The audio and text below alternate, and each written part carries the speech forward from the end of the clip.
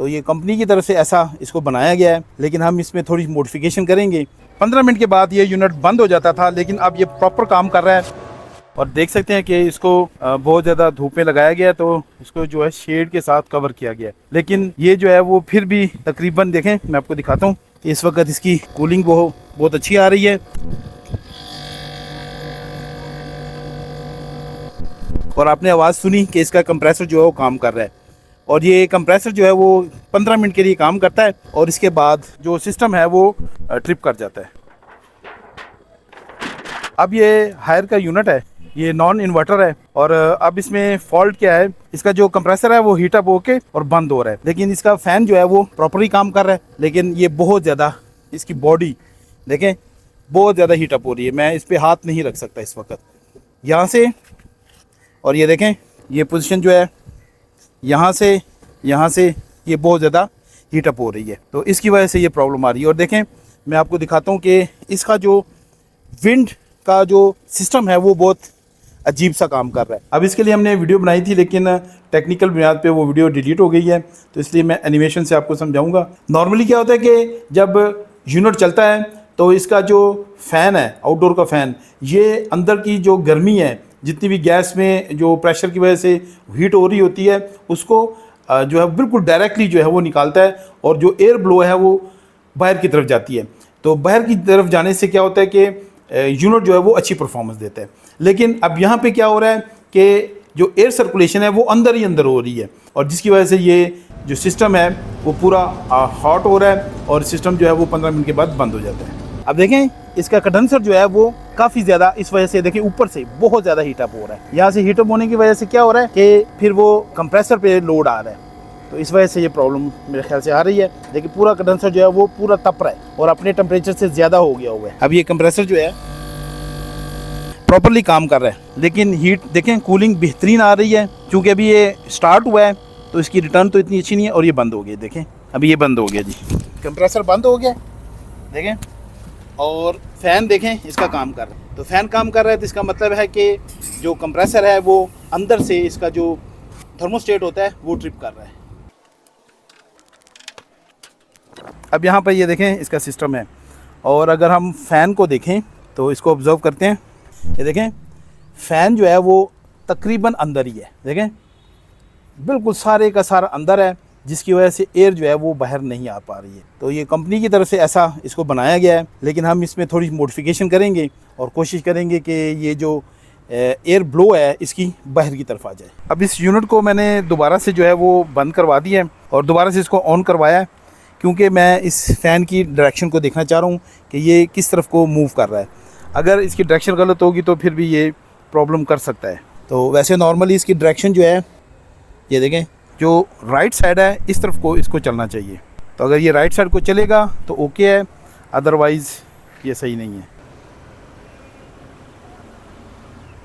और ये देखें, फ़ैन की डायरेक्शन बिल्कुल ओके है, उसमें कोई भी इशू नहीं है। और देखें, हवा जो है वो अभी सकिंग नहीं हो रही है,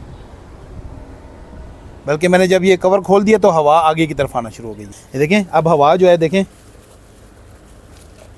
अब जो है वो इस तरफ को आ रही है, देखें, लेकिन फ्रंट से नहीं आ रही, लेकिन यहाँ से आ रही है। देखें, अब बाहर की तरफ आ रही है।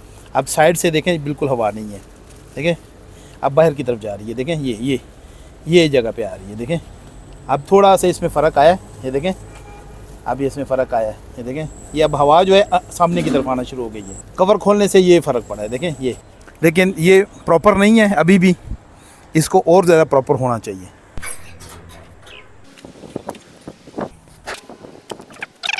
अब इस फ़ैन को थोड़ा हम अंदर लेके जाने की कोशिश करेंगे और देखेंगे कि क्या हमारा फ़ैन जो है वो प्रॉपर काम करता है कि नहीं। इसका सेंट्राइजेशन करेंगे जी, ये बिल्कुल यहाँ पे काफ़ी बेहतर है, देखें, काफ़ी अंदर आ गया। अब इसके लिए और हम देखेंगे पोजीशन बाहर की तरफ जाती है कि नहीं। कोशिश करते हैं कि फ़ैन जितना ज़्यादा बाहर आ जाएगा उतना ही अच्छा हो जाएगा।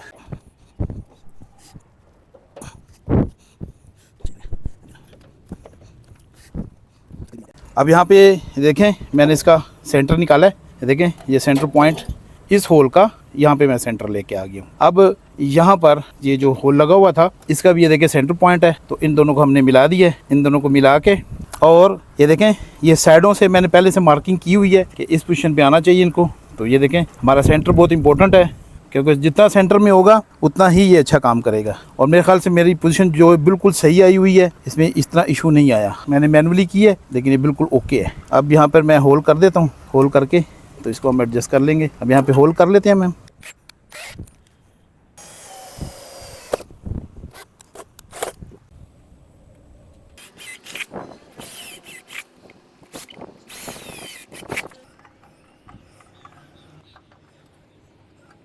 अब इस यूनिट का हमने देखें फ़ैन को काफ़ी आगे कर दिया है।